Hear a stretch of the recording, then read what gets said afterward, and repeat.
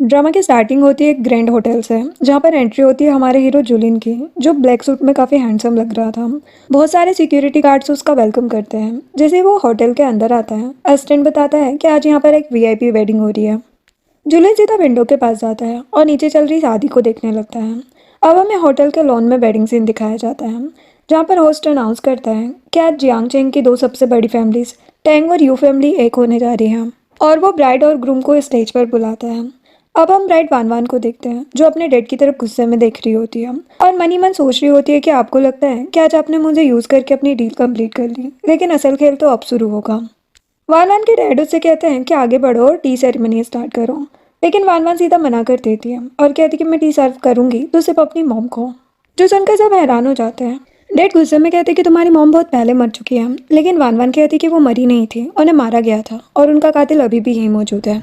जो सुनकर वहाँ खड़े सब लोग आपस में बातें करने लगते हैं और वान वान के डैड उसे रोकने की कोशिश करते हैं और कहते हैं कि यहाँ बड़े बड़े लोग आए हैं, मेरी इज्जत खराब मत करो। वान वान उनकी बात इग्नोर करती है और अपनी मॉम की फ़ोटो मंगवाती है और कहती है कि अगर आपको अपनी इज्जत बचानी है तो आंटी को स्टेज से हटा दीजिए। मजबूरन डैड स्टेप मॉम को वहाँ से हटा देते हैं और फिर वान वान अपनी मॉम की फ़ोटो के सामने टी सेरेमनी कंप्लीट करती है। स्टेप मॉम और उनका बेटा ये देखकर अंदर ही अंदर जल रहे होते हैं।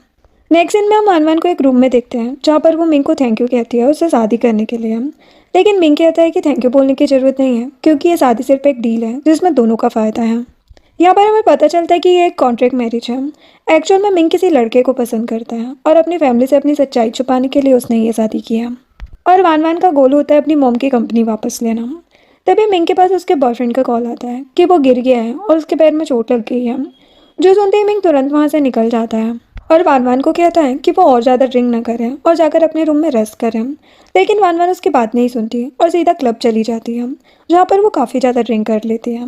और जब वो वापस अपने रूम में आ रही होती है, तभी अचानक जुलिन से टकरा जाती है और उसके ऊपर ही गिर जाती है। वान वान उसे देखकर कहती कि तुम काफ़ी हैंडसम हो, क्या आज रात तुम मेरे ग्रूम बनोगे? जुलिन ये सुनकर हैरान हो जाता है और कहते कि तुम अभी अभी शादी करके आई हो, तुम्हारा हस्बैंड कहाँ है?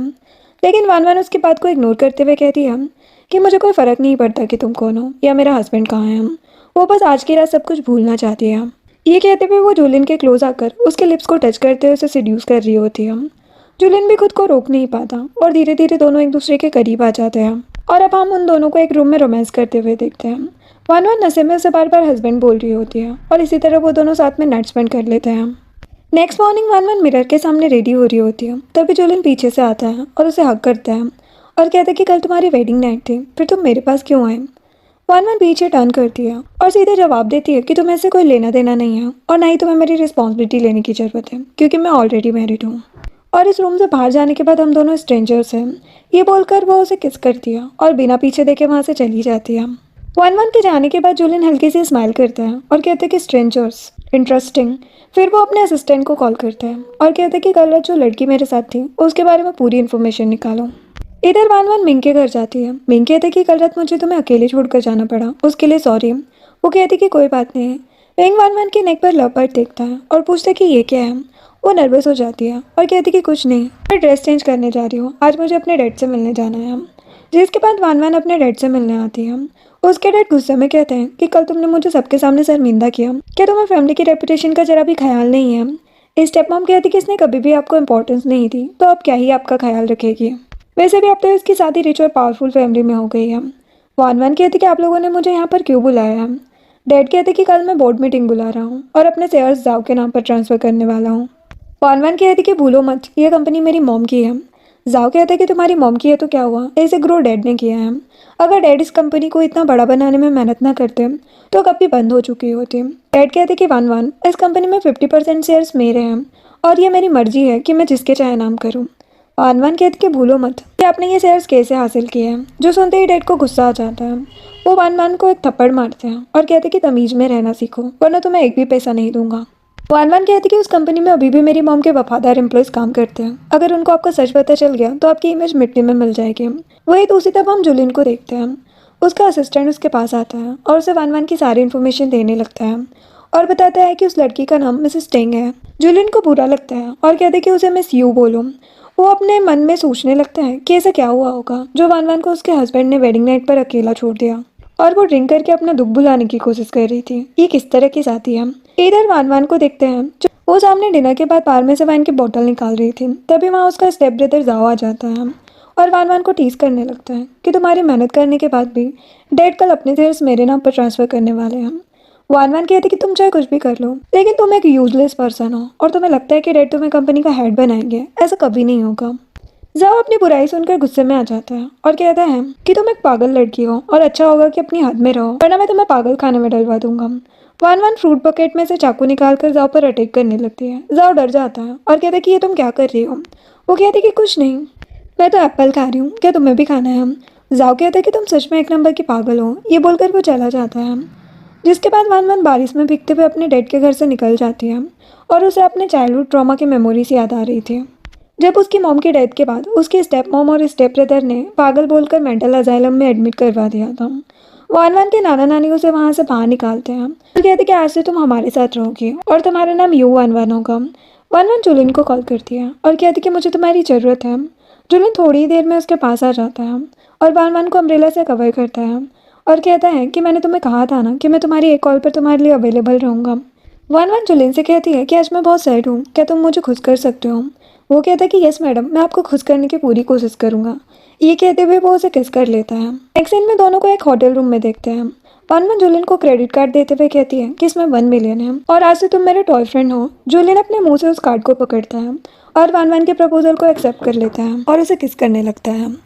अब हमें नेक्स्ट डे का सीन दिखाया जाता है, जहाँ पर डेड बोर्ड मेंबर्स को बुलाते हैं और उन्हें कहते हैं कि मैं अपने शेयर्स अपने बेटे जाओ को दे रहा हूँ, क्या आप लोगों को इसमें कोई प्रॉब्लम तो नहीं है। वो सभी बोर्ड मेंबर्स को कन्विंस करते हैं और ज़्यादातर शेयर होल्डर डेट की बात मान जाते हैं। तभी डोर ओपन होता है और वान वान अपने हस्बैंड के साथ वहाँ पर आती है और कहती कि ये शेयर जाओ को खैरात में मिल रहे हैं, लेकिन क्या उसमें कोई क्वालिफिकेशन है। वो डेट के साथ एक डील करती है कि अगर मैं ग्रुप के साथ कॉन्ट्रैक्ट डील साइन करवा दूँ तो ये शेयर आपको मुझे देने होंगे। डेट कहते कि वान वान यहाँ शेयर होल्डर मीटिंग हो रही है, यहाँ ड्रामा मत करो। वान वान कहती कि मैं सीरियस हूँ, मैं आपकी कही हुई बातों को बहुत इंपॉर्टेंस देती हूँ। मैं हर हाल में चाहती हूँ कि हमारी कंपनी ग्रो करे और अगर मेरा छोटा भाई कैपेबल है तो उसे कंपटीशन से डर क्यों लग रहा है। जो सुनकर जाओ का ईगो हर्ट हो जाता है। वो कहने लगता है कि मैं तुमसे नहीं डरता, चलो कंपटीशन हो ही जाए ताकि सबको पता चले कि कौन कितना टैलेंटेड है। वन वन क्लेप करते हुए कहती कि वेल डन, मुझे तुमसे यही उम्मीद थी। यहाँ बैठे हुए सभी शेयर होल्डर्स इस चैलेंज के वीकनेस है। जो भी है ग्रुप के साथ कॉन्ट्रैक्ट डील करवाएगा उसे डेट 10% शेयर देंगे। इनके बाद डेट जाओ पर गुस्सा कर रहे होते हैं कि तुम इतना ज़्यादा इम्पल्सिव क्यों हो, तुम्हें क्या जरूरत थी वान वान के साथ कंपटीशन करने की। मैंने तुम्हें प्रॉमिस किया था कि मैं अपने शेयर्स तुम्हें ही दूंगा, लेकिन अगर वान वान ने कॉन्ट्रैक्ट हासिल कर लिया तो मुझे उससे अपने शेयर्स देने होंगे। जाओ डेट के शोल्डर पर हाथ रखते हुए कहता है कि आप बेफिक्र रहो, मैं पहले ही है ग्रुप के मैनेजर को अपनी साइड कर लिया है तो प्रोजेक्ट मुझे ही मिलने वाला है। मेरी सक्सेस के बीच कोई भी नहीं आ सकता। जो सुनकर डेट रिलैक्स हो जाते हैं। वही दूसरी तरफ हम हमारे हीरो को देखते हैं जो वान वान के बारे में ही सोचकर बेचैन हो रहा था। वो वान वान को कॉल लगाता है, लेकिन कॉल उसका हस्बैंड यानी कि मिंग आंसर करता है। वो कहते हैं कि वान वान अभी सावर ले रही है। बाय द वे तुम कौन हो। पीछे से वान वान मिंग को कहती है कि मैं टॉवेल ले जाना भूल गई, क्या तुम मुझे टॉवेल पकड़ा सकते हो। कॉल पर ये सब सुनकर जुलिन जेलस हो जाता है और कॉल कट कर देता है, लेकिन वो चाहकर भी वान वान के बारे में सोचना बंद नहीं कर पा रहा था। नेक्स्ट मॉर्निंग हम जुलिन को रेडी होते हुए देखते हैं। उसका असिस्टेंट उसके पास आकर बताता है और इस कंपनी की ब्रीफिंग आज आफ्टरनून में 3 बजे है। अब हमें है ग्रुप का सीन दिखाया जाता है, जहाँ पर वान वान और जाओ अपने अपने प्रोजेक्ट प्लान को डिस्कस कर रहे होते हैं। जाओ ने पहले ही है ग्रुप के मैनेजर को बड़ी रिश्वत देकर अपनी तरफ कर लिया था, तो मैनेजर उसके प्रपोजल को एक्सेप्ट करके उसे प्रोजेक्ट देने वाला था। वान वान मैनेजर को कहती कि आपने अभी तक मेरी प्रेजेंटेशन सुनी भी नहीं है, तो आप जाओ को प्रोजेक्ट कैसे दे सकते हो। मैनेजर वान वान पर चिल्लाता है और कहता है कि मैं तुम जैसे फालतू लड़कों के ऊपर अपना टाइम वेस्ट नहीं कर सकता। ये कहकर वो वहाँ से जाने लगता है। वान वान उसका हाथ पकड़कर कहती है कि आपको एक बार मेरे प्रोजेक्ट पर नज़र डालनी होगी। जहाँ वान वान को धक्का देकर कहता है कि सिस्टर क्या हुआ, पहले तो तुम बड़ी बड़ी बातें कर रही थी फेयर कंपटीशन की, आप मैनेजर को फोर्स क्यों कर रही हो। अच्छा होगा तुम अपनी लिमिट में रहो। वान वान सबके सामने एक रिकॉर्डिंग ऑन करती है जिसमें जाओ और मैनेजर की बातें रिकॉर्ड हो जाती है। प्रोजेक्ट के बदले मैनेजर को एक बड़ी रकम देने वाली, जो सुनकर सभी लोग मैनेजर के बारे में बातें करने लगते हैं।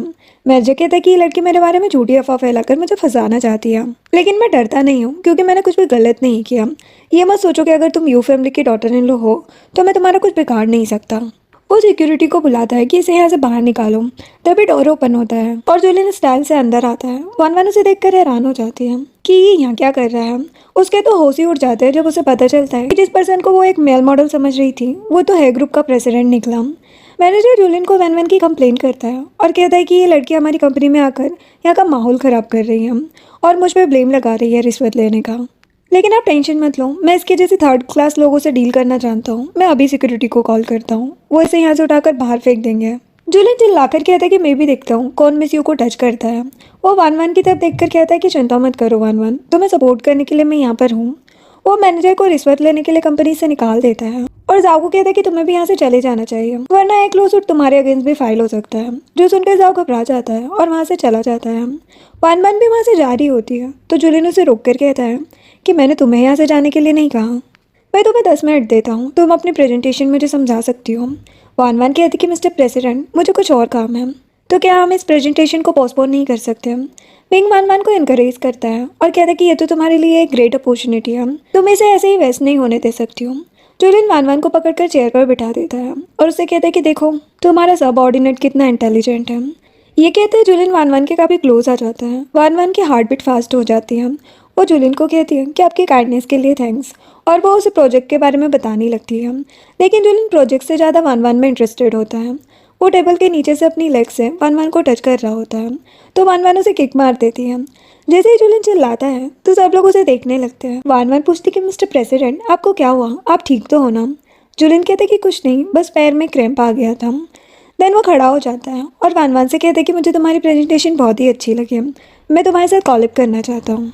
दोनों हैंडशेक करते हैं और डील को डन करते हैं और जूलियन वान वान को हैप्पी कोलैबोरेशन बोलता है। अब आगे हम देखते हैं कि वान वान कॉन्ट्रैक्ट के पेपर लेकर डैड के पास आती है और कहती है कि मैंने अपना प्रॉमिस पूरा किया। डैड बहुत ज़्यादा खुश होते हैं और वान वान से कहते हैं कि सॉरी, कंपनी में अभी कुछ फाइनेंशियल प्रॉब्लम चल रही है तो मैं तुम्हें शेयर ट्रांसफ़र नहीं कर पाऊंगा, तुम मुझे थोड़ा टाइम दो। वान वान कहती कि डैड अगर ये प्रोजेक्ट मेरे भाई को मिलता तो क्या आप तब भी यही बोलते हैं। डैड कहते कि ये तुम किस तरह की बातें कर रही हो, तुम भी मेरी बेटी हो तो मैं तुम्हारे साथ पार्सलिटी क्यों करूँगा, मेरे लिए तुम दोनों इक्वल हो। वैसे भी तुम्हारी अभी अभी शादी हुई है और शादी के बाद एक लड़की की लाइफ इतनी ज़्यादा चेंज हो जाती है, तो मैं तुम्हें एडवाइस करूँगा कि घर जाओ और ऑफिशियल मैटर से थोड़ा ब्रेक लो और इस प्रोजेक्ट को अपने छोटे भाई को हैंड ओवर कर दो। अगर तुम मेरी बात मानोगी तो मैं तुम्हें अपने 5% शेयर दूंगा। और उन्होंने स्माइल कर दिया क्योंकि वो जानती थी कि उसके डैड उसके साथ ऐसा ही करेंगे। तो वो डैड को ह्यूमिलेट करने लगती है। डैड गुस्से में कहते कि मैं तुम्हें 10% शेयर देने के लिए रेडी हूँ, लेकिन तुम्हें भी इस प्रोजेक्ट को अपने भाई को देना होगा।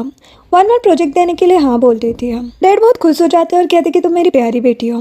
वान वान कहती कि लेकिन डैड आप एक बार इस कॉन्ट्रैक्ट को पूरा पढ़ लो, क्योंकि कॉन्ट्रैक्ट पेपर में लिखा था कि वान वान इस प्रोजेक्ट को बीच में नहीं छोड़ सकते, वरना कंपनी को 10 गुना ज़्यादा पेनल्टी पे करनी होगी। जो देखकर डैड बहुत ही ज़्यादा गुस्सा हो जाते हैं और कहते कि तुमने ही कंडीशन जानबूझकर ऐड की है। वो अपने स्टेप ब्रदर से इस कंपटीशन को जीत भी जाती है और डैड से उसे 10% शेयर्स भी मिल जाते हैं। अब यहाँ पर हमें पता चलता है कि वान वान ने ही अपनी वेडिंग से पहले स्टेप मॉम और जाओ की बातें सुन ली थी। वो लोग उसकी शादी करवा कर कंपनी पर अपना कब्जा जमाना चाहते थे और वान वान जूलियन को पहले से ही जानती थी और उस दिन जानबूझकर ड्रिंक करके जूलियन के सामने आई थी। जूलियन वान वान को मिलने के लिए बुलाता है। वान वान कहती कि मुझे नहीं पता था कि तुम इतने स्ट्रॉन्ग और रिच पर्सन हो। अब हमें अपने सीक्रेट रिलेशनशिप को ख़त्म कर देना चाहिए, हमारे बीच जो कुछ भी हुआ उसे भूल जाइए मिस्टर प्रेसिडेंट। ये कहकर वो वहाँ से जाने लगती है। जूलियन उसका हाथ पकड़कर उसे रोकता है और कहता है कि तुम मेरी लाइफ में आने वाली फर्स्ट वुमन हो, मैं तुम्हें नहीं भूल सकता। वान वान सिगरेट जलाती है और उसे पीने लगती है। जूलियन उसे ही देखे जा रहा होता है और कहते हैं कि मैंने अगर एक बार कमिटमेंट कर दी तो मैं उसे पूरी करता हूँ, मैं 1 साल तक तुम्हारा टॉप फ्रेंड बनने के लिए तैयार हूँ।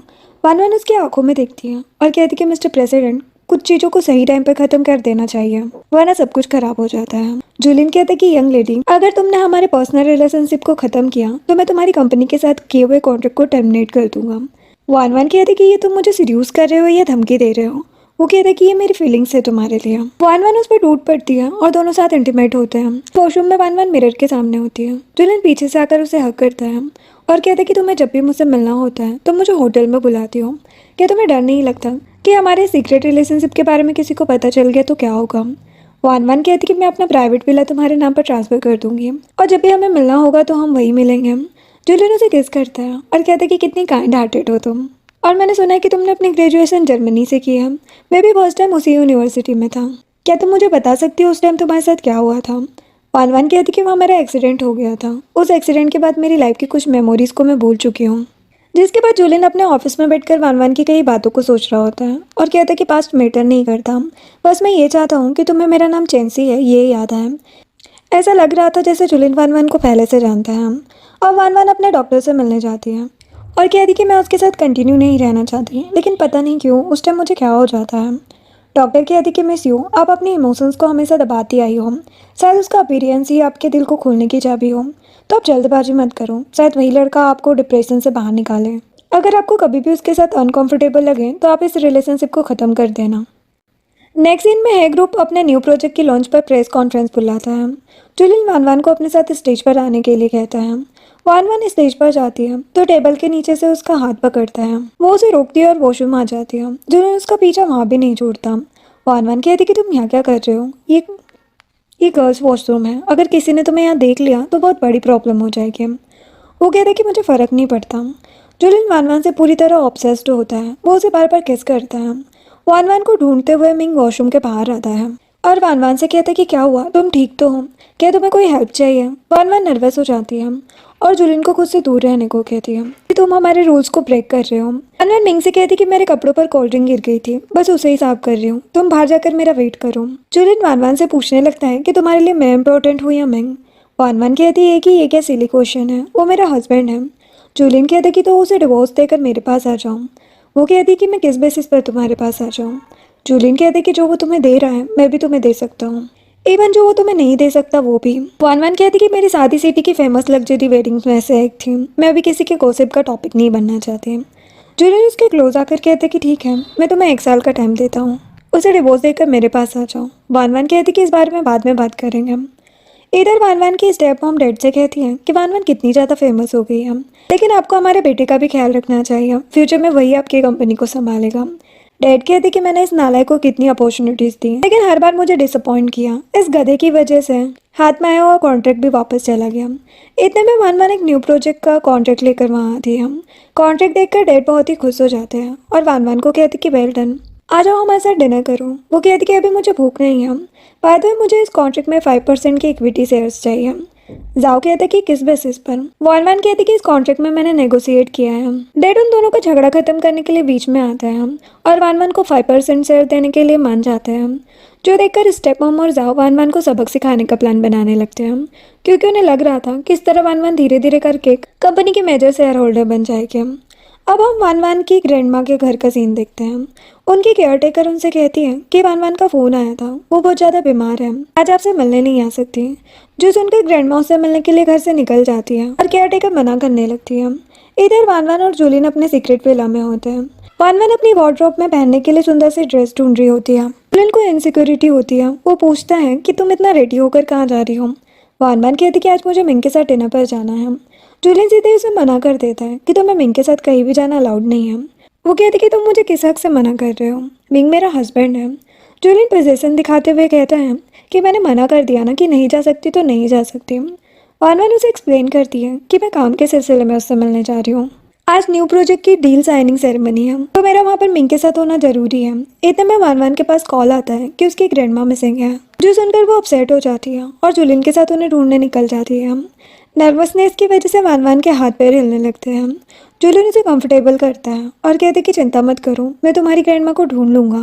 वान वान बताती कि मेरी नानी को अल्जाइमर है, उन्हें कुछ भी याद नहीं रहता, अब पूरी दुनिया में बस वही मेरी रियल फैमिली है। इधर हम ग्रैंडमा को एक बेंच पर बैठा हुआ देखते हैं। वो भागकर उनके पास जाती है। ग्रैंडमा थोड़ी देर के लिए उसे पहचान नहीं पाती, तो वान वान उन्हें याद दिलाती है कि मैं आपकी डॉल वान वान हूँ। ग्रैंडमा कहती कि मेरी प्यारी बेटी, मुझे पता चला कि तुम बीमार हो, तो मैं तुमसे मिलने के लिए तुम्हारे घर आ रही थी, लेकिन मुझे तुम्हारे घर का रास्ता याद ही नहीं आ रहा था। वान वान कहती कि कोई बात नहीं, मैं आपको लेने के लिए आ गई हूँ ना, आप मेरे साथ घर चलो। जुलिन वान वान की ग्रैंडमा को उठाकर घर लेकर आता है।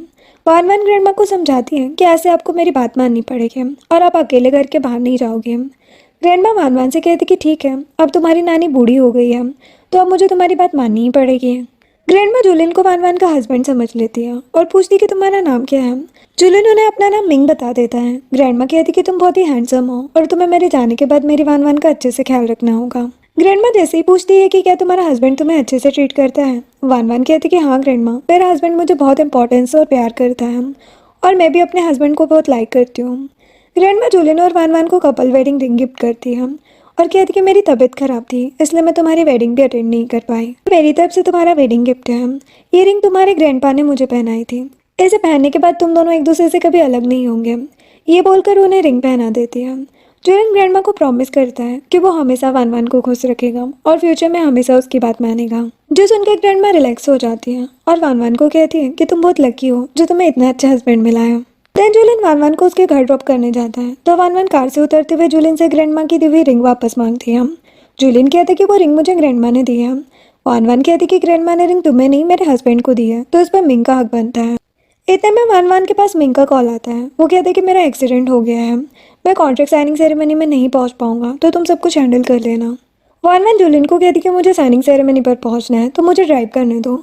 जुलिन कहता है कि यहाँ से वेन्यू पर पहुंचने में बहुत टाइम लगेगा और तुम्हारी मेंटल कंडीशन अभी ठीक नहीं है तो तुम ड्राइव नहीं कर सकते। वान वान डॉक्टर जैन को कॉल करके बताती हैं कि कुछ फैमिली प्रॉब्लम की वजह से वो आज का इवेंट ज्वाइन नहीं कर सकते क्योंकि हम साइनिंग सेरेमनी को रीशेड्यूल कर सकते हैं। डॉक्टर जैन कहते कि जो लोग टाइम को इंपॉर्टेंस नहीं देते मैं उनको दोबारा टाइम नहीं देता। एक्चुअल में ये सारी प्री प्लानिंग स्टेप मॉम और जाओ की थी वान वान के हाथ से इस प्रोजेक्ट को छीनने की। वान वान बहुत ही अपसेट हो जाती है तो जुलिन डॉक्टर जैन को कॉल करके कहता है कि आपको 1 घंटे वेट करने के बदले मैं आपको हेयर ग्रुप के साथ कॉलेब करने के लिए 3 मिलियन दूंगा। डॉक्टर जैन बड़े ऑफर को मना नहीं कर पाते। जुलिन वान वान को साइनिंग सेरेमनी पर ले जाता है और फिर अपने घर पर उसके वापस आने का वेट कर रहा होता है। जुलिन का असिस्टेंट उसको इम्पेशेंसली किसी का वेट करते हुए देखकर सोचता है कि मेरे बॉस को क्या हो गया, वो पहले तो ऐसा कभी नहीं था।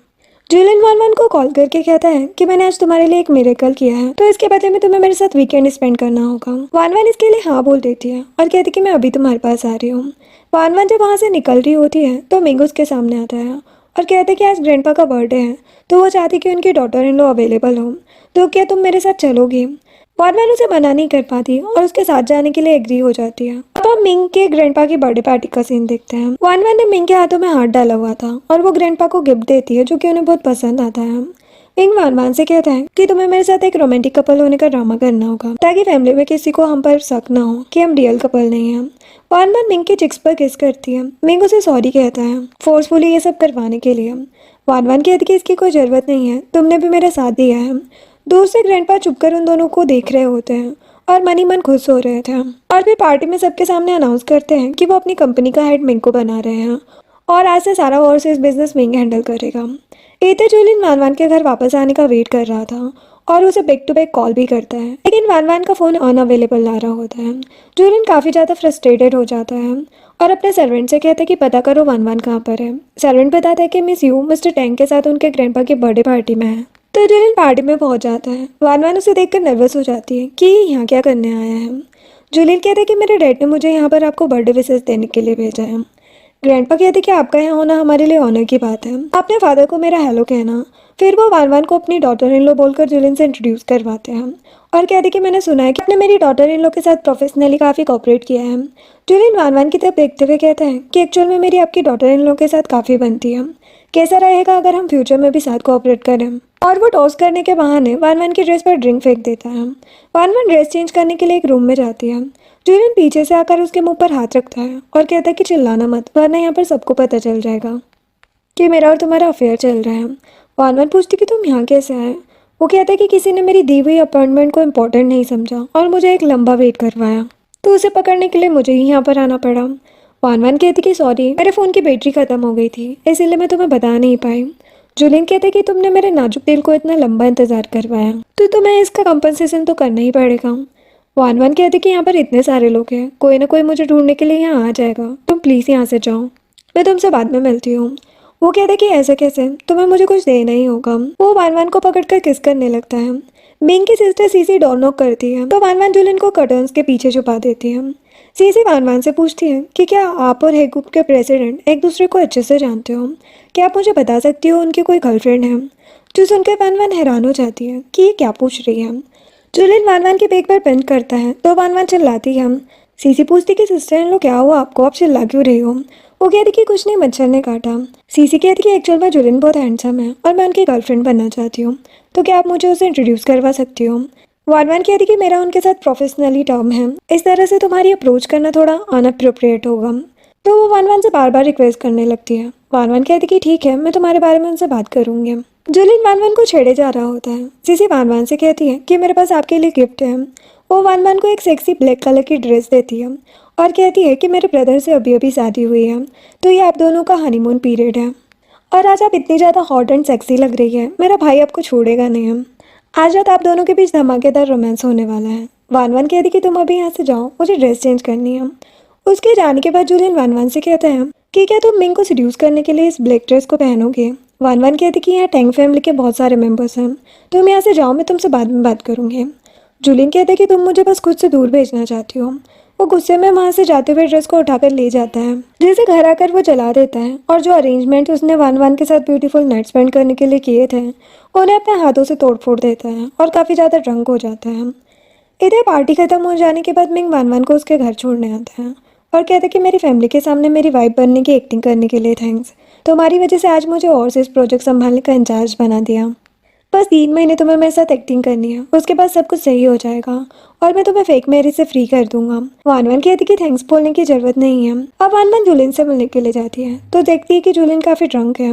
वान वान उसके पास आकर उसके बालों को प्यार से सहलाने लगती है और उसे संभालती है। जूलियन गुस्से में कहते कि तुम यहाँ क्यों आई हो। वो कहती कि मुझे तुम्हारी फिक्र हो रही थी। ये बोलते हुए वो उसे रोजेस देती है।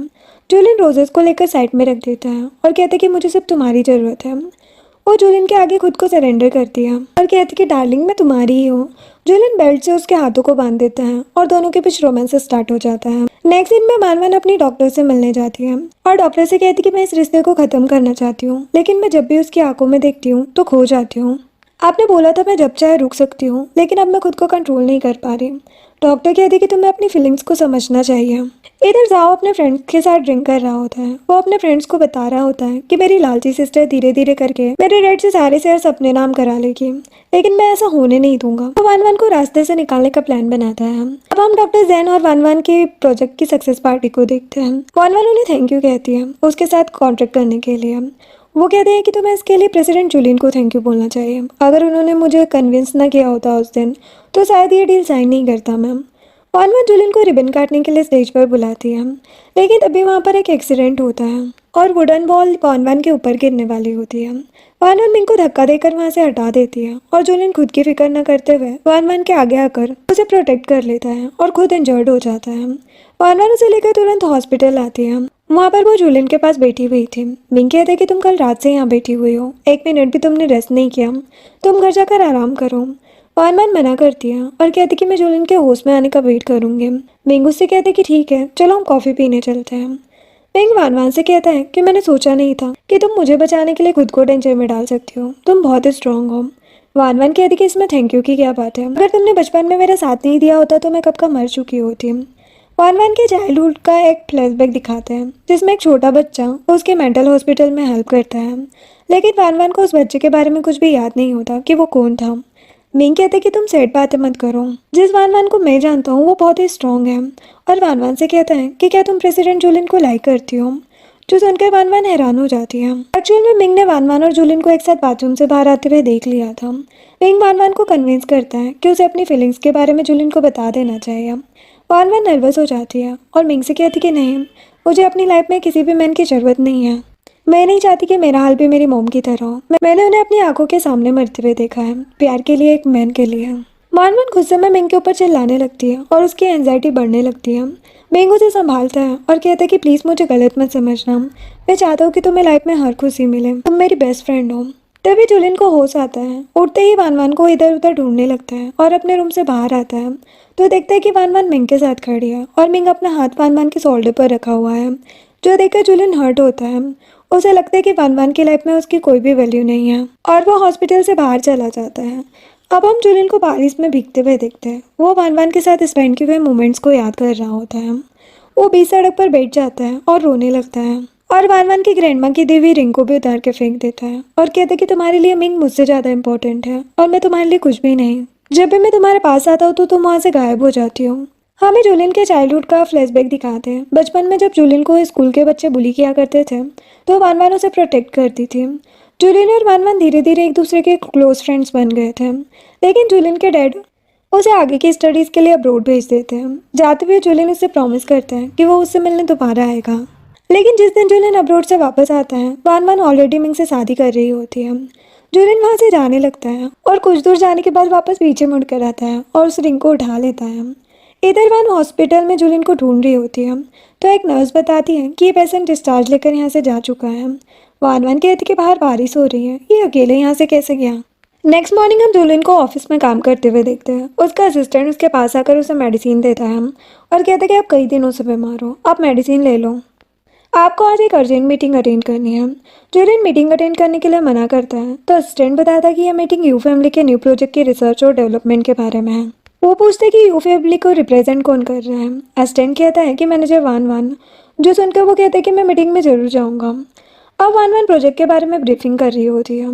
जुलिन को कफ और कोल्ड हो रहा होता है और उसकी तबीयत देखते ही देखते ज़्यादा ख़राब होने लगती है। सब लोग शांत होकर उसकी तरफ देखने लगते हैं। वो कहते हैं कि मैं ठीक हूँ, मैनेजर यू आप प्रेजेंटेशन कंटिन्यू रखो। प्रेजेंटेशन खत्म होने के बाद वो कहता है कि हम 3 दिन के बाद इस प्रोजेक्ट को लॉन्च करेंगे। ये बोलकर वो मीटिंग खत्म कर देता है और उठकर जाने लगता है।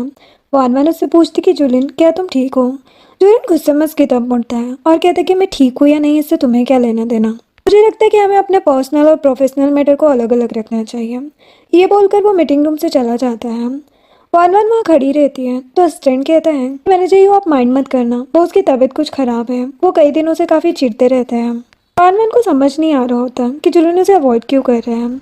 वो अपने असिस्टेंट को भेज देती है और उसके दिमाग में मिंग की बातें चल रही होती है कि उसे एक बार अपने दिल की सुननी चाहिए और जुलिन के पास जाना चाहिए। वो जुलिन के पास वापस आती है और उसके लिए सूप बनाती है और कहती है कि आप मेरे क्लाइंट और बिजनेस पार्टनर हैं तो मुझे आपकी फिक्र होना तो बनता है। जुलिन उसे इग्नोर करते हुए कहता है कि मेरे पास बिजनेस पार्टनर्स की कोई कमी नहीं है। अगर तुम्हारा अच्छा बनने का दिखावा खत्म हो गया तो प्लीज़ मेरे ऑफिस से चली जाओ। वान वान सूप टेबल पर रखकर वहाँ से चली जाती है। जुलिन असिस्टेंट से कहता है कि सूप को डस्टबिन में फेंक दो, लेकिन जब असिस्टेंट सूप को फेंकने के लिए उठा रहा होता है तो वो उसे मना कर देता है। वही दूसरी तरफ जाओ अपने प्लान के फ्लॉप हो जाने पर बहुत ही ज़्यादा फ्रस्ट्रेट होता है और अपनी मॉम से कहता है कि वान वान डेट से 25% शेयर ले चुकी है, इस तरह तो वो मुझसे सब कुछ छीन लेगी। मॉम कहती कि ऐसा मत सोचो, तुम्हारे डैड तुम्हारे साथ पार्सलिटी नहीं करेंगे, भले ही थोड़ी देर हो जाए लेकिन सब कुछ तुम्हें ही मिलेगा। और कहती कि अगर तुम्हारी शादी सिटी की रिचेस्ट फैमिली की डॉटर के साथ हो जाए तो तुम बहुत ही पावरफुल और रिच पर्सन बन जाओगे।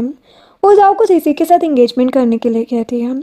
जो सुनकर जाओ बहुत ही ज़्यादा खुश हो जाता है और कहते हैं कि ठीक है मॉम, आप जल्दी मेरी शादी का प्रपोजल लेकर सीसी के घर जाओ। जिसके बाद हम जुलिन को अपने ऑफिस में काम करते हुए बिजी देखते हैं और काफ़ी ज़्यादा सीरियस लग रहा होता है वो।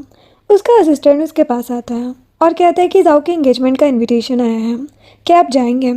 जुलिन मना कर देता है। असिस्टेंट कहता है कि वहाँ पर मिस यू भी आएगी। जुलिन गुस्से में अपनी फाइल को बंद करता है और कहता है कि तुमने क्या मुझे वान वान का पालतू कुत्ता समझाया जो मैं हर जगह उसके पीछे पीछे जाता रहूँ। इधर जाओ के डैड बहुत ही ज़्यादा खुश होते हैं और कहते हैं कि आज हमारी फैमिलीज बिजनेस पार्टनर के साथ साथ फैमिली मेंबर्स भी बनने जा रही है। सीसी के डैड कहते हैं कि मेरी एक ही बेटी है और मैं चाहता हूँ कि वो हमेशा खुश रहे। जुलिन भी एंगेजमेंट पार्टी में पहुंच जाता है और खुद को वान वान को देखने से रोक नहीं पाता। जाओ के डैड जुलिन से कहते हैं कि मेरे बेटे के एंगेजमेंट में आने के लिए थैंक्स, मैंने सोचा नहीं था कि प्रेसिडेंट जुलिन आप पर्सनली यहाँ पर आओगे। जुलिन एक्सक्यूज करके वहाँ से वॉशरूम की तरफ जाता है। सीसी उसके पीछे आती है और कहती कि मैं तुम्हें लाइक करती हूँ। वो कहता है कि मैं मैरिड लोगों में इंटरेस्ट नहीं लेता। दूसरी तरफ वान वान एंगेजमेंट पार्टी में आती है। उसको देखकर जाओ कहता है कि तुम यहाँ क्यों आई हो। वो कहती कि आज तुम्हारी एंगेजमेंट है तो मैं तुम्हारे लिए गिफ्ट लेकर आई हूँ। वो एक वीडियो प्ले करती है जिसमें जाओ प्रेस कॉन्फ्रेंस मीटिंग में वो अटैक करने के लिए एक आदमी को पैसे दे रहा होता है, जो देखकर सबको पता चल जाता है कि उस दिन कोई एक्सीडेंट नहीं हुआ था बल्कि ये सब कुछ जाओ का किया जा रहा था। जाओ कहता है कि ये सब झूठ है, मैंने ऐसा कुछ नहीं किया। वान वान कहती कि तुम्हें मेरा गिफ्ट कैसा लगा, मुझे लगता है कि पुलिस को भी ये गिफ्ट पसंद आएगा। डैड वान वान के ऊपर चिल्लाते हैं और कहते कि तुम आखिर क्या चाहती हो। वो स्माइल करती है और थोड़ी देर बाद हम डैड को अनाउंसमेंट करते हुए देखते हैं जहाँ पर वो कहते कि आप सभी का मेरे बेटे के एंगेजमेंट में आने के लिए बहुत बहुत शुक्रिया। आज मैं बहुत खुश हूँ और मैं अपनी कंपनी के 5% शेयर अपनी टैलेंटेड बेटी वान वान को देता हूँ। जाओ की मॉम कहती कि ये लड़की एक नंबर की कमीनी है, इसने मेरे बेटे के हिस्से के शेयर सड़पने के लिए ये प्लान बनाया। वान वान कहती कि बस वही वापस ले रही हूँ जो शुरू से मेरी मॉम का है। जाओ कहते कि तुम हमारी फैमिली का सरनेम भी यूज नहीं करती और डैड को ब्लैकमेल करके उनसे पैसे ले रही हो, तुम यहाँ होना डिजर्व नहीं करती। जाओ की मॉम चिल्ला चिल्ला कर कहती है कि मेरा बेटा ही क्वालिफाइड है कंपनी का वारिस बनने के लिए, तुम जैसे पागल को मैं सब कुछ बर्बाद नहीं करने दूंगी। तुम पूरी तरह पागल हो, बिल्कुल अपनी मॉम की तरह। वान वान कहती कि मेरी मॉम को बीच में लेकर मत आओ, तुमने उनसे उनके हस्बैंड को चुराया है, तुम सिर्फ एक मिस्ट्रेस हो और तुमने मुझे पागल बनाकर डैड से दूर कर दिया ताकि सब कुछ तुम्हारे बेटे को मिल सके। जो सुनकर स्टेप मॉम उसे थप्पड़ लगा देती है और कहती कि तुम्हारी हिम्मत कैसे हुई मेरे ऊपर एलिगेशन लगाने की। वान वान कहती कि तुम चाहे कुछ भी कर लो, तुम एक दूसरी वुमन ही रहोगी, कभी भी मेरी मॉम की जगह नहीं ले पाओगे। वो डैड की लीगल वाइफ थी। जाओ वान वान पर हाथ उठाने लगता है तो जुलिन उसका हाथ पकड़ लेता है और कहता है कि अपनी एंगेजमेंट पार्टी में तुम किसी वुमन के ऊपर हाथ उठाओगे तो ये अच्छी बात नहीं है। तुम्हें नहीं लगता कि ये खबर हर तरफ फैल जाएगी और तुम्हारी रेपुटेशन बर्बाद हो जाएगी? वन वन उसे थप्पड़ लगा देती है और कहती कि मैं पलट कर वार करने की हिम्मत रखती हूँ, लेकिन मैंने तुम्हें साइनिंग सेरेमनी को बर्बाद करने के लिए मारा है। वन वन उन लोगों की काफ़ी इंसल्ट करके वहाँ से चली जाती है। जुलिन वन वन को जाते हुए देखता है। अब वन वन मिंग के साथ बैठकर कॉफ़ी पी रही होती है और कहती कि उन लोगों ने धोखे से कंपनी के शेयर्स अपने नाम करवा लिए थे और अब मैं वही वापस ले रही हूँ।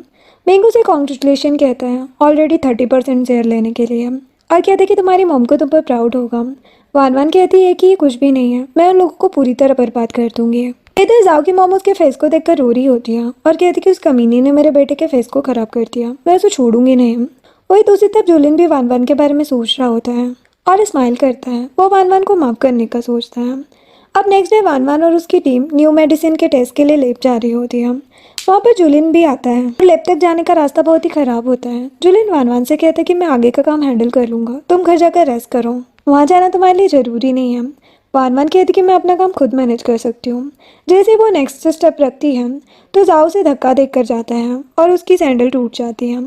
जुलिन उसे उठाकर अपनी कार तक लेकर आता है और उसे न्यू सैंडल पहना देता है। वो कहती कि तुम्हारी कार में लड़कियों की सैंडल क्या कर रही है? वो कहते कि मेरी फ्यूचर वाइफ के लिए मैंने खरीदी थी। वन वन कहती कि थैंक यू, मैं तुम्हें इसके बजाय पैसे दे दूंगी। जुलिन कहते कि क्या कहा? वन वन कहती कि अगर तुम्हें पैसे नहीं चाहिए तो मैं तुम्हें न्यू सैंडल्स ला कर दे दूंगी। जुलिन उसके पास आता है और कहते कि इसकी कोई ज़रूरत नहीं है, मैं अपनी फ्यूचर वाइफ के लिए खुद ले लूँगा। वन वन कहती कि मुझे किसी का एहसान नहीं चाहिए, बताओ मैं तुम्हारी काइंडनेस को कैसे रिपे करूँ। जुलिन उसे किस करने के लिए उसके करीब आता है, लेकिन तभी वन वन के पास उसके डैड का कॉल आता है। वो उसे इमरजेंसी मीटिंग में बुलाते हैं। मीटिंग में डैड अनाउंस करते हैं कि आज से 10 फैमिली भी यू फैमिली के साथ इन्वेस्ट कर रही है, तो हम लोगों को शेयर्स भी 50-50 डिल्यूट होंगे। जो सुनकर वन वन हैरान हो जाती है और कहती है कि मैंने इतनी मेहनत से शेयर्स अपने नाम ट्रांसफ़र किए हैं और आप मुझसे छीन नहीं सकते। लेकिन सभी बोर्ड मेंबर्स वन वन के डैड को ही सपोर्ट करते हैं। सीसी जुलिन को अपना बॉयफ्रेंड बनाना चाहती थी, लेकिन जुलिन और वन वन की क्लोजनेस देखकर वो जेलस होती है और सभी मेंबर्स के जाने के बाद वो वन वन को सुनाने लगती है कि तुमने कितनी मेहनत की थी, लेकिन अफसोस सब कुछ मेरे पास आ गया, और वैसे भी अंकल के बाद सब कुछ जाओ को बनता है। मैं हर वो कोशिश करूँगी जिससे तुम्हें कुछ भी हासिल ना हो। और मैं तुम्हें बता दूँ कि हम लोग कंपनी का नाम भी चेंज करने वाले हैं। तुम एक मेंटल पेशेंट हो और तुम्हारी मॉम भी पागल थी और उन्होंने छत से कूद कर सुसाइड की थी।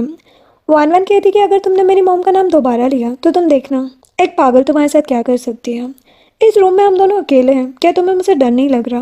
मैं तुम्हारे साथ कुछ भी कर सकती हूँ। सीसी कहती कि वन वन खुद पर ज़्यादा घमंड मत करो, जब जुलिन का तुमसे मन भर जाएगा तो वो तुम्हें छोड़ देगा और तुम कहीं के नहीं रहोगे। जब वन वन अपना फ़ोन चेक करती है तो देखती है कि ऑनलाइन किसी ने उसकी मॉम की सुसाइड के बारे में पोस्ट किया हुआ था, जो देखकर वन वन बहुत डिस्टर्ब हो जाती है। इधर जुलिन का असिस्टेंट उसे बताता है कि वन वन की मॉम के बारे में किसी ने आर्टिकल पोस्ट किया है। जुलिन असिस्टेंट को ऑर्डर देता है कि जल्दी से इस न्यूज़ को डिलीट करवाओ। इधर वन वन अपनी मॉम के बारे में सोच रही होती है और उसकी हालत ख़राब होने लगती है। वन वन की मॉम की डेथ के बाद उसके डैड भी स्टेप मॉम को घर लेकर आ गए थे, तो वन वन गुस्से में कहती है कि आपको इन्हें यहाँ लेकर नहीं आना चाहिए था।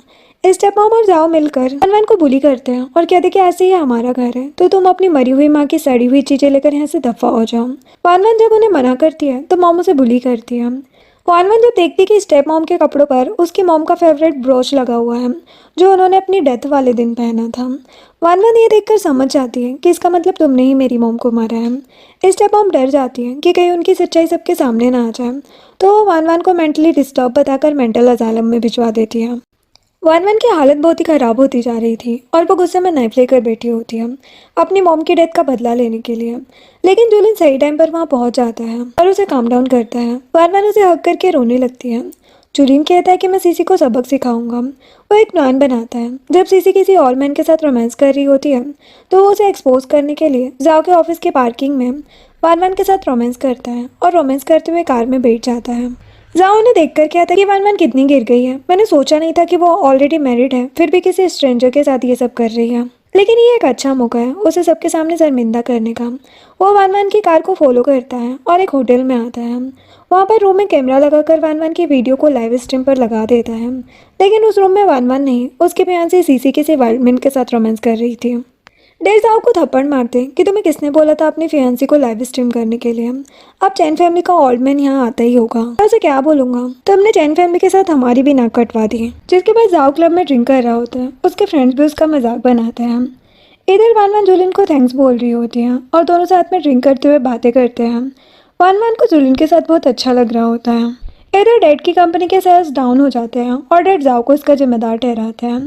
जाओ की मॉम वान वान को मारने का प्लान बनाती है और अपनी कार से वान वान को टक्कर मारने वाली होती है, लेकिन वान वान जानबूझकर कैमरे के सामने चल रही होती है ताकि वो स्टेप मॉम को ये सब करते हुए रिकॉर्ड कर सके। जैसे ही स्टेप मॉम वान वान को टक्कर मारने वाली होती है तभी जुलिन वहाँ पर आकर उसे प्रोटेक्ट कर लेता है और उसके आदमी जब मॉम को पकड़ते हैं तो वान वान जुलिन से कहती है कि अब मैं और बर्दाश्त नहीं कर सकती, मेरे पास इनफ एविडेंस है इनको जेल पहुँचाने के लिए। स्टेप मॉम कहती कि आज तुम लकी थी जो बच गई, लेकिन मैं तुम्हें अपने हाथों से मार डालूंगी। वान वान कहती कि मैंने मॉम की पोस्टमार्टम रिपोर्ट को री इन्वेस्टिगेट किया है, उसमें तुमने उन्हें टॉर्चर किया था, उनकी बॉडी पर तुम्हारे फिंगरप्रिंट्स थे और आज तुमने मुझे मारने की कोशिश की। इतना एविडेंस तुम्हें जेल पहुंचाने के लिए काफ़ी है। और वो स्टेप मॉम को जेल भिजवा देती है। वान वान की आंखों में आंसू होते हैं। जुलिन उसे गले लगाता है और कहता है कि तुमने अच्छा काम किया। अब नेक्स्ट सीन में वान वान अपनी मॉम की ग्रेव पर जाती है और कहती कि मैंने आपके कातिल को जेल भिजवा दिया और अब डेड भी जेल जाएंगे। वान वान को अपनी मॉम की मेमोरीज याद आ रही होती है। जिस टाइम वान वान की मॉम की डेथ हुई थी तब वो प्रेग्नेंट थी। वान वान ये सब सोचकर रो रही होती है। जुलिन अम्ब्रेला लेकर वहाँ आता है। वान वान कहती कि तुम यहाँ कैसे हैं? वो कहते कि मैं तुम्हें फॉलो कर रहा था और नेक्स्ट टाइम मॉम से मिलने अकेले मत आना, मुझे फ़ोन करना, मैं भी तुम्हारे साथ आऊँगा ताकि उन्हें ये ना लगे कि उनकी बेटी अकेली है, उन्हें तुम्हें सैड देखकर दुख होगा। उसके बाद डैड वान वान से कहती कि तुम्हारी हिम्मत कैसे हुई अपनी स्टेप मॉम को जेल भेजने की, तुमने मेरे साथ धोखा किया है। वो वान वान को थप्पड़ मारने के लिए हाथ उठाते हैं, लेकिन वान वान उनका हाथ पकड़ लेती है और उन्हें सुनाना शुरू कर देती है कि आपने गलत किया है, आपने मेरी मॉम को मारा है, उनकी कंपनी को चुराया है। आप जैसा घटिया इंसान ना तो किसी का हस्बैंड बनने के लायक है, ना ही फादर। जिसके बाद वान वान अकेले में बैठकर ड्रिंक कर रही होती है। मिंग उसके पास आता है और कहते कि पीना बंद करूं, तुम ऑलरेडी काफ़ी ज़्यादा पी चुकी हो। वान वान कहती कि मुझे समझ नहीं आ रहा कि मैं अपनी मॉम के लैब बनाने के सपने को कैसे पूरा करूंगी। मिंग और वो मिलकर कुछ प्लान बनाते हैं। नेक्स्ट दिन में वान वान जुलिन के पास जाती है और उसकी आंखों पर पट्टी बांधकर उसके साथ रोमांस करने लगती है। अब कुछ दिनों के बाद वान वान को वॉमिट हो रही थी। वो चेक करती है तो उसे पता चलता है कि वो प्रेग्नेंट है। वो मिंग को कॉल करके कहती है कि कल तुम्हें मेरे साथ हॉस्पिटल चलना होगा। जुलिन जब बाथरूम आता है तो देखता है कि एक कोने में प्रेगनेंसी किट पड़ी है जो पॉजिटिव है, जो देखकर वो बहुत खुश हो जाता है और अपनी मॉम को कॉल करके कहता है कि शादी की तैयारियां शुरू कर दो और ग्रैंडमा की दी हुई ज्वेलरी भी निकाल लो। इधर वान वान और मिंग हॉस्पिटल आते हैं। डॉक्टर उन्हें कॉन्ग्रेचुलेशन कहती है और कहती है कि आप 1 मंथ प्रेग्नेंट हो, लेकिन इस प्रेगनेंसी का सुनकर वान वान सैड हो जाती है। मिंग उसके पास आता है और कहते कि तुम इतनी नाखुश क्यों हो। वान वान कहती कि मैंने कभी सोचा नहीं था कि मैं माँ बनूंगी, मेरे दिल में बहुत ही बेचैनी हो रही है। और वो जुलिन के बारे में सोच रही होती है कि मैंने उस पर्सन से झूठ कहा और उसे धोखा दिया जिसने मेरी सच में परवाह की। उसे जुलिन के बारे में सोचकर गिल्ट हो रहा होता है क्योंकि अभी तक वो जुलिन को सिर्फ इंटेंशनली यूज़ कर रही थी। इधर डैड लैब को बंद करने का ऑर्डर देते हैं और कहते हैं कि इस प्रोजेक्ट की वजह से हमारा $1 मिलियन का नुकसान हो गया है। लेकिन तभी वान वान वहाँ पर आ जाती है और डैड से कहती है कि आप मेरी मॉम के ड्रीम प्रोजेक्ट को बंद नहीं कर सकते, मैं प्रेग्नेंट हूँ। आज मेरे पास कंपनी के 20% शेयर है, लेकिन फ्यूचर में मेरी मॉम की सारी कंपनी मेरे पास आ जाएगी और मेरे पास उनकी आने वाली नेक्स्ट जनरेशन है। डैड का प्लान कैंसिल हो जाता है और सभी बोर्ड मेंबर्स वान वान को सपोर्ट करते हैं।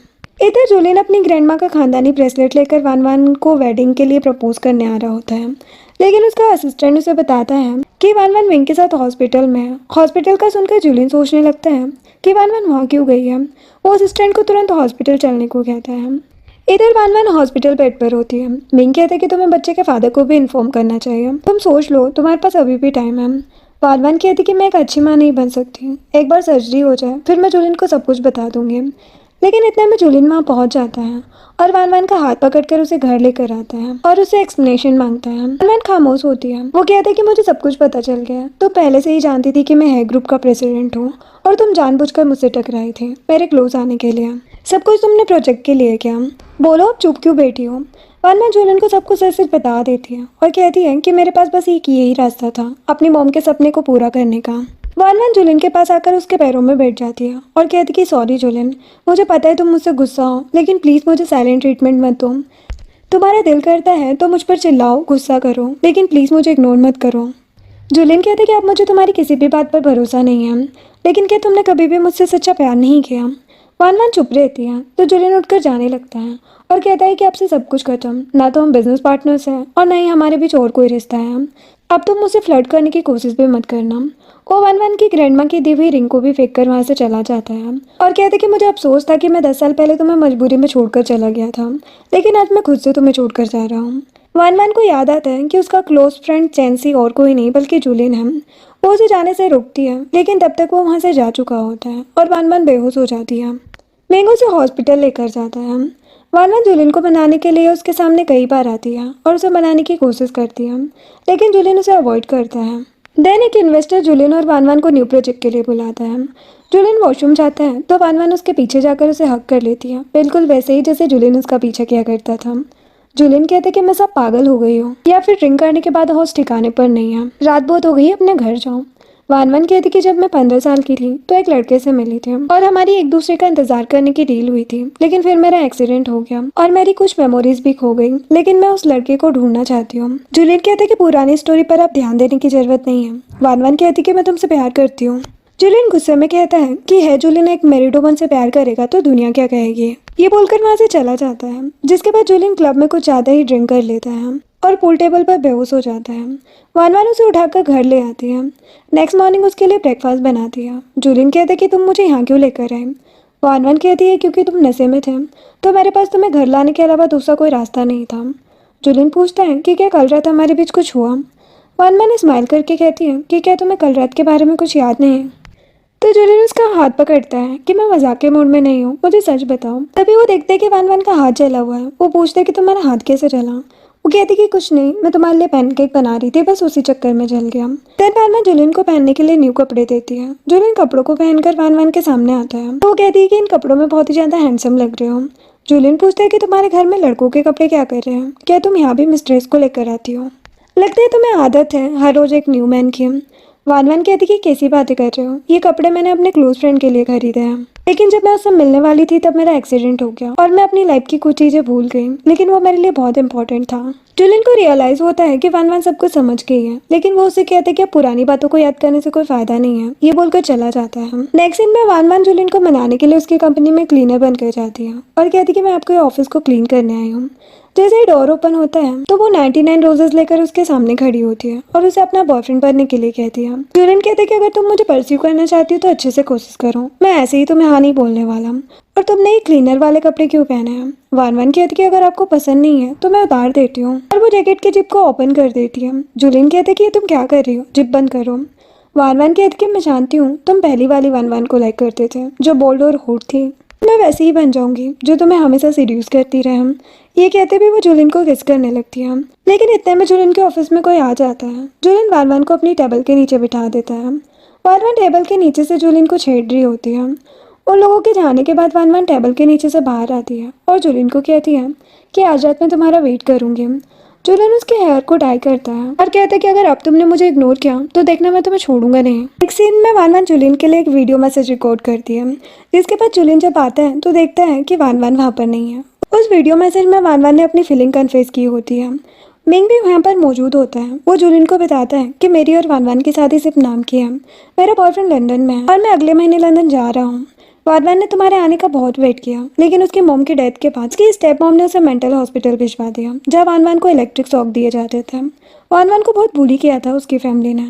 अब तुम वान वान से शादी कर सकते हो। और हाँ, वान वान ने अबॉर्शन नहीं करवाया है, वो अभी भी प्रेग्नेंट है। जूलियन को खुद पर बहुत गुस्सा आता है कि उसने वान वान को कितना हर्ट किया और उस बेचारी ने अकेले कितना गुस्सा है। नेक्स्ट दिन में हम वान वान के डैड को देखते हैं। कंपनी के बैंकरप्ट हो जाने के बाद डैड को हार्ट अटैक आता है और वो हॉस्पिटल में होते हैं। वान वान उनसे मिलने जाती है और कहती कि जितना दुख और दर्द आपने मेरी मॉम को दिया है उसके आगे तो ये कुछ भी नहीं है। इधर जाओ पब्लिकली ह्यूमिलेट हो जाने की वजह से मेंटली डिस्टर्ब हो जाता है, तो हॉस्पिटल में एडमिट करवाना पड़ता है। जिसके बाद वान वान प्रेस कॉन्फ्रेंस में जा रही होती है और वो कार में खुद से कहती है कि फाइनली यू फैमिली की इनहेरिटेंस यू फैमिली के पास वापस आ गई। वान वान जैसे ही कार से उतरती है तो मीडिया उसे घेर लेता है और पूछता है कि क्या आपका और आपके हस्बैंड का डिवोर्स हो गया है और आपका हेयर ग्रुप के प्रेसिडेंट के साथ अफेयर चल रहा है। वान वान इससे पहले कि कुछ बोलती जूलियन वहाँ पर आकर वान वान का हाथ पकड़ लेता है और पब्लिकली अपने रिलेशनशिप को एक्सेप्ट करता है और वान वान को वेडिंग के लिए प्रपोज करता है। वान कहती कि जैसे तुम्हारी मर्जी, मुझे तो कोई ऑब्जेक्शन नहीं है। जूलियन स्माइल करता है और वान वान का हाथ पकड़कर उसे सबके सामने ले जाता है। और इसी के साथ हमारी स्टोरी की हैप्पी एंडिंग हो जाती है। वीडियो पसंद आई हो तो लाइक शेयर एंड सब्सक्राइब करें। Thanks for watching.